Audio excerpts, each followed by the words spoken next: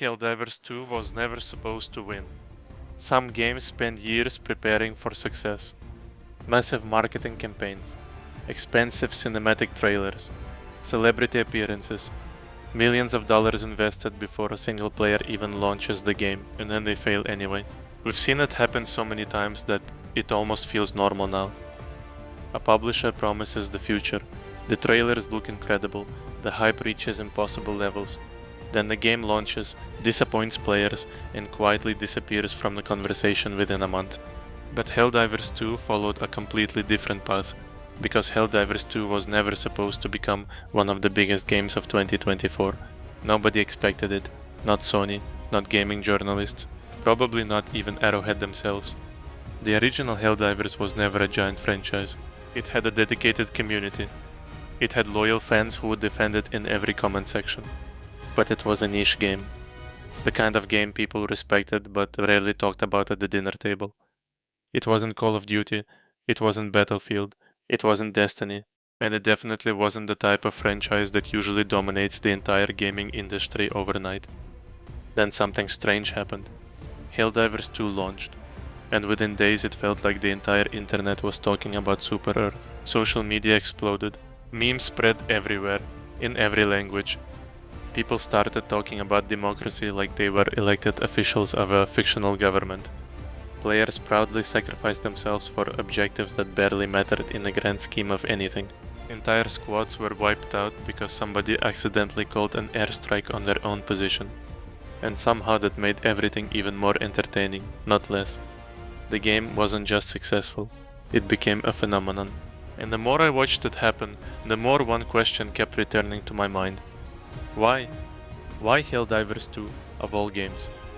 Because if we're being honest, the game wasn't revolutionary on paper. Co-op shooters already existed, online teamwork wasn't new. Live service games were everywhere, fighting for the same shrinking attention span. Nothing about the concept sounded like it should dominate the gaming conversation for an entire year. And yet it did. The industry forgot what fun felt like. Maybe that's because the industry had become obsessed with making games bigger instead of making them better. For years, developers chased scale, larger maps, longer progression systems, more currencies, more menus, more battle passes, more rewards for doing less, more engagement measured in spreadsheets instead of smiles. Everything became bigger, everything became more complicated. Sometimes it felt like modern games were trying harder to keep players occupied than to keep them entertained. Then Helldivers 2 arrived and reminded people of something almost embarrassingly simple. Games are supposed to be fun. That sounds obvious, but look around the industry. How many games launch today with 5 different currencies, daily challenges, weekly challenges, a premium store, a premium battle pass, seasonal rewards, login bonuses, and enough menus to rival accounting software? Helldivers 2 didn't feel like that. You launched the game, you chose a mission, you entered the drop pod, and within seconds chaos began.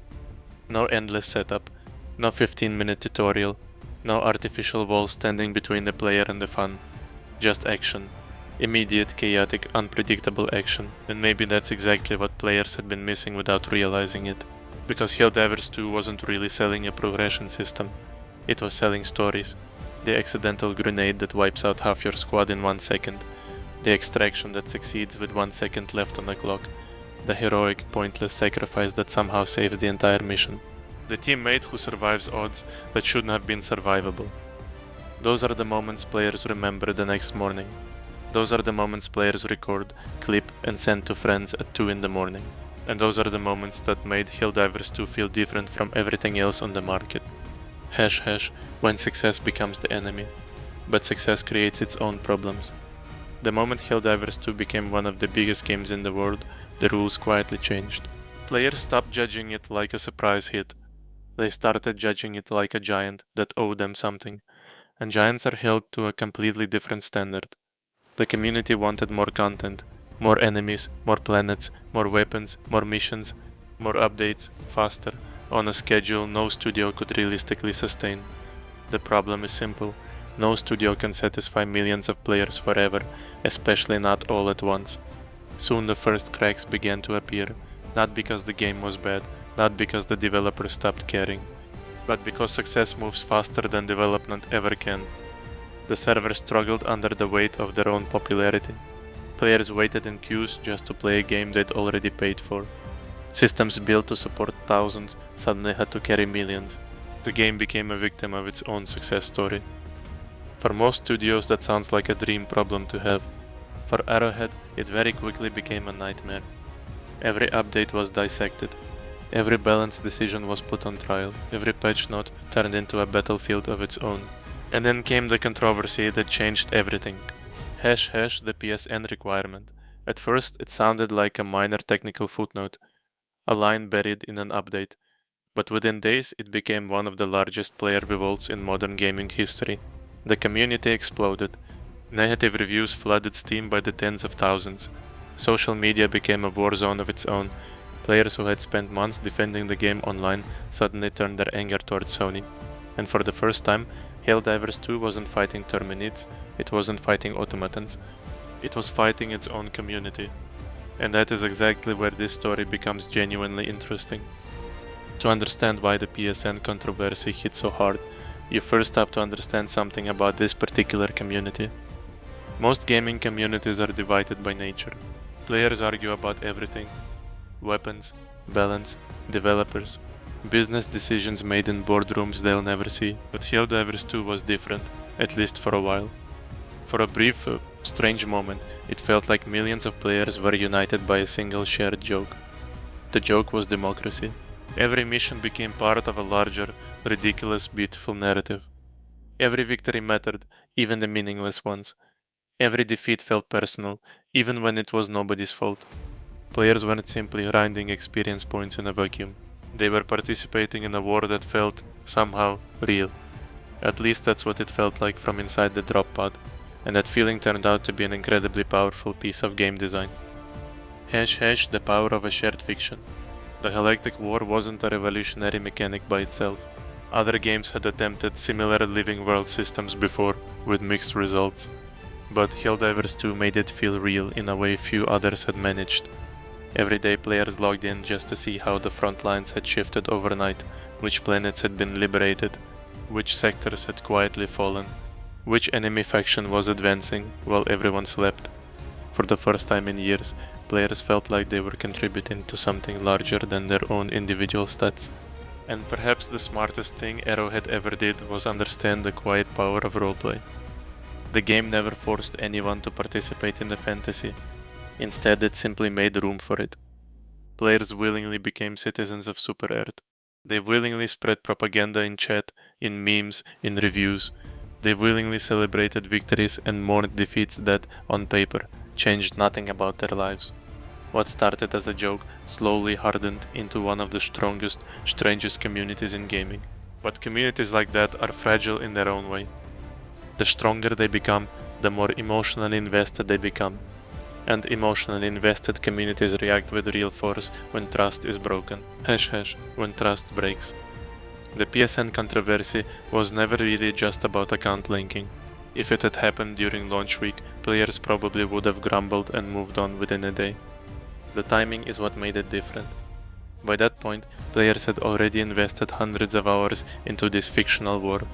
They had defended the game in public, sometimes against their own better judgment. They had recommended it to friends who didn't even own a PlayStation. They had become emotionally attached to the entire success story, as if it were partly theirs too. Then, suddenly, they felt betrayed. Some players lived in countries where PlayStation Network wasn't even officially supported. Others worried about losing access to a game they'd already paid full price for. Many simply felt that an unspoken promise had been quietly broken. The backlash arrived with frightening speed. Steam reviews turned negative almost overnight, by the hundreds of thousands. Videos and breakdowns appeared across YouTube within hours. Gaming news sites covered the controversy daily, then hourly. The situation spiraled far beyond anything Arrowhead or Sony had anticipated. And then something unusual happened. The community actually won. Sony backed down.